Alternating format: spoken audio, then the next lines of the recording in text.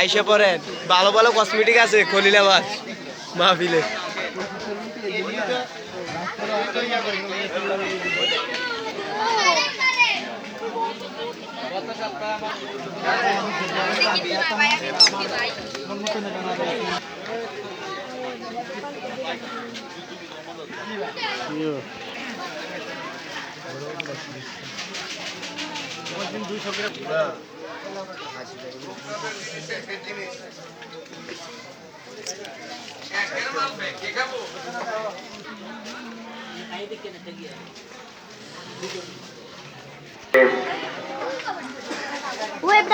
আল্লাহ তাআলার মহান হুকুম এশারের নামাজ উনিও 9টার মধ্যে 9টায় হুজুরে বয়ান শুরু করবেন।